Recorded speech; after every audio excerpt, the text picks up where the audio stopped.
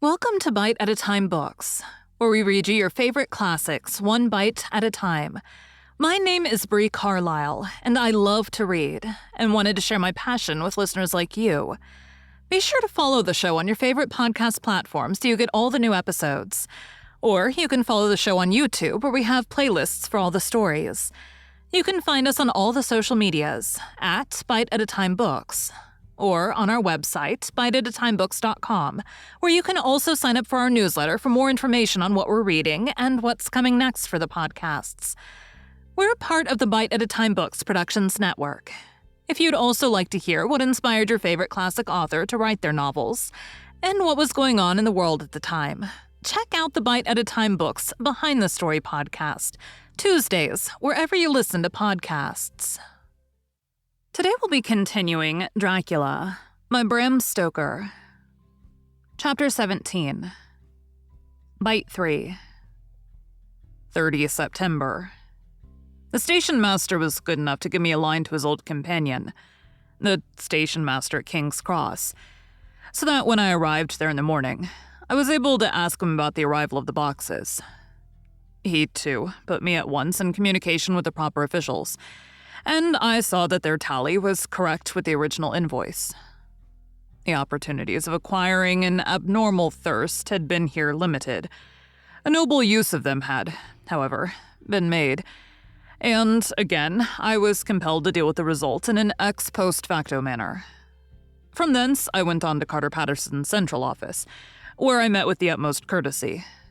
They looked up the transaction in their daybook and letterbook, and at once telephoned to their King's Cross office for more details.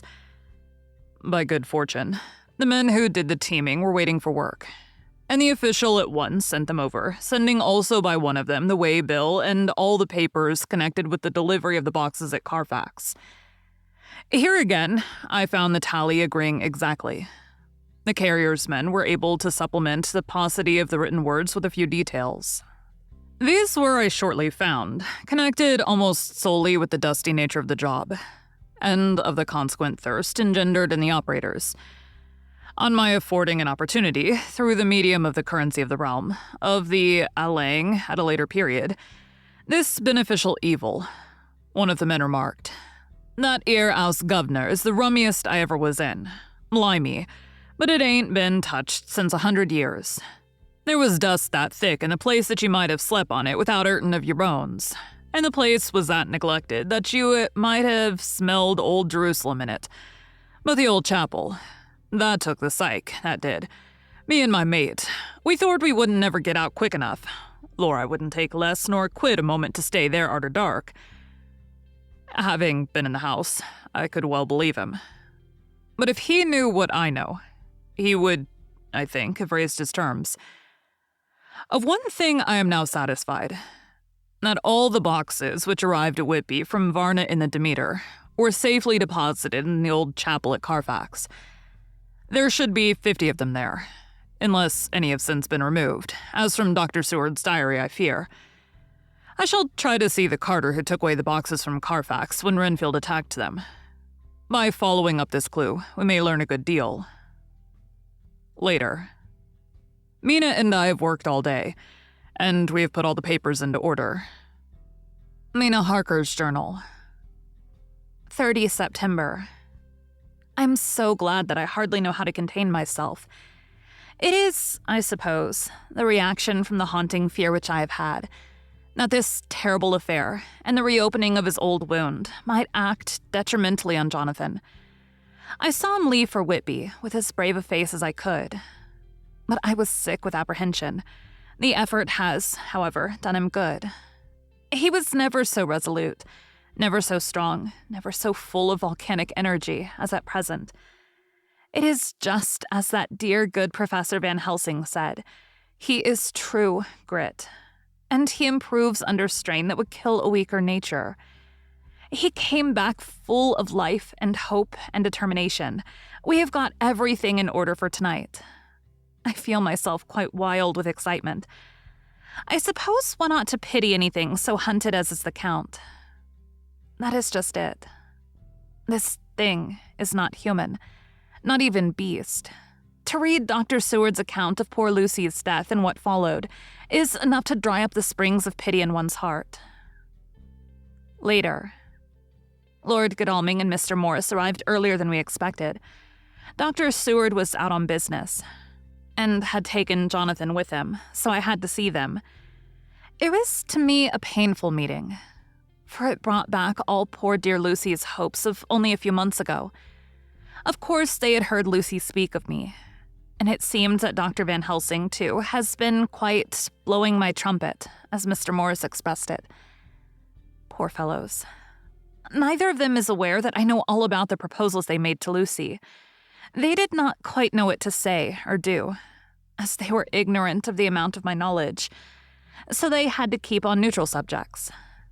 However, I thought the matter over, and came to the conclusion that the best thing I could do would be to post them in affairs right up to date. I knew from Dr. Seward's diary that they had been at Lucy's death, her real death, and that I need not fear to betray any secret before the time. So I told them, as well as I could, that I had read all the papers and diaries, and that my husband and I, having typewritten them, had just finished putting them in order. I gave them each a copy to read in the library. When Lord Godalming got his and turned it over, "It does make a pretty good pile," he said. "Did you write all this, Mrs. Harker?" I nodded, and he went on. "I don't quite see the drift of it. But you people are all so good and kind, and have been working so earnestly and so energetically, that all I can do is to accept your ideas blindfold and try to help you. I have had one lesson already in accepting facts that should make a man humble to the last hour of his life. Besides, I know you loved my poor Lucy." Here he turned away and covered his face with his hands. I could hear the tears in his voice. Mr. Morris, with instinctive delicacy, just laid a hand for a moment on his shoulder, and then walked quietly out of the room. I suppose there is something in woman's nature that makes a man free to break down before her and express his feelings on the tender or emotional side, without feeling it derogatory to his manhood. For when Lord Godalming found himself alone with me, he sat down on the sofa and gave way utterly and openly. I sat down beside him and took his hand. I hope he didn't think it forward of me, and that if he ever thinks of it afterwards, he never will have such a thought. There I wrong him. I know he never will. He is too true a gentleman, I said to him, for I could see that his heart was breaking. I loved dear Lucy, and I know what she was to you, and what you were to her. She and I were like sisters, and now she is gone. Will you not let me be like a sister to you in your trouble? I know what sorrows you have had, though I cannot measure the depth of them. If sympathy and pity can help in your affliction, won't you let me be of some little service, for Lucy's sake?" In an instant, the poor dear fellow was overwhelmed with grief. It seemed to me that all that he had of late been suffering in silence found a vent at once. He grew quite hysterical, and raising his open hands, beat his palms together in a perfect agony of grief. He stood up and then sat down again. The tears rained down his cheeks. I felt an infinite pity for him and opened my arms unthinkingly.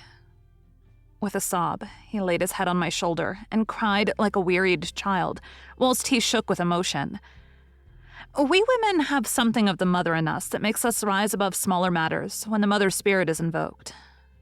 I felt this big, sorrowing man's head resting on me, as though it were that of the baby that someday may lie on my bosom, and I stroked his hair as though he were my own child. I never thought at the time how strange it all was.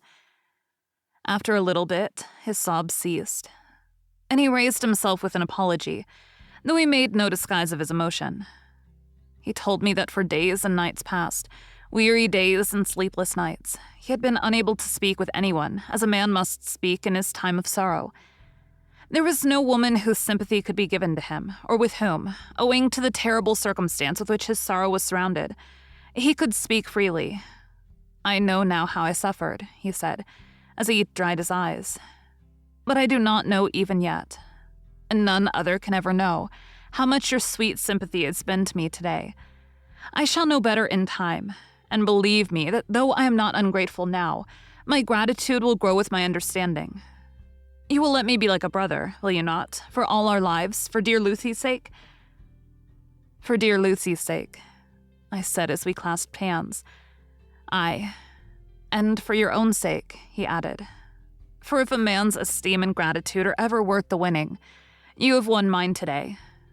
If ever the future should bring to you a time when you need a man's help, believe me, you will not call in vain.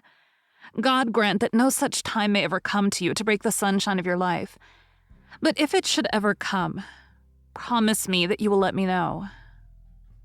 He was so earnest, and his sorrow was so fresh that I felt it would comfort him, so I said, "I promise." As I came along the corridor, I saw Mr. Morris looking out of a window. He turned as he heard my footsteps. "How is Art?" he said. Then, noticing my red eyes, he went on. "Ah, I see you've been comforting him. Poor old fellow, he needs it. No one but a woman can help a man when he's in trouble of the heart, and he had no one to comfort him." He bore his own trouble so bravely that my heart bled for him. I saw the manuscript in his hand, and I knew that when he read it, he would realize how much I knew. So I said to him, "I wish I could comfort all who suffer from the heart. Will you let me be your friend? And will you come to me for comfort if you need it? You will know later on why I speak." He saw that I was in earnest, and stooping, took my hand, and raising it to his lips, kissed it. It seemed but poor comfort to so brave and unselfish a soul, and impulsively I bent over and kissed him. The tears rose in his eyes, and there was a momentary choking in his throat. He said quite calmly, "Little girl, you will never regret that true-hearted kindness, so long as ever you live." Then he went into the study to his friend. Little girl. The very words he had used to Lucy. And oh, but he proved himself a friend. Thank you for joining Bite at a Time Books today, while we read a bite of one of your favorite classics. Again, my name is Bree Carlile, and I hope you join us tomorrow for the next bite of Dracula. If you enjoyed our show, be sure to follow us so you get all the new episodes. We would also love for you to drop us a rating on your favorite podcast platform. You can catch us on all the social medias at Bite at a Time Books, or check out our website, biteatatimebooks.com, where you can sign up for our newsletter. Our show is part of the Bite at a Time Books Productions Network. If you would also like to hear about the authors who write the books we read on the show, check out the Bite at a Time Books Behind the Story podcast, wherever you listen to podcasts, or on biteatatimebooksbehindthestory.com.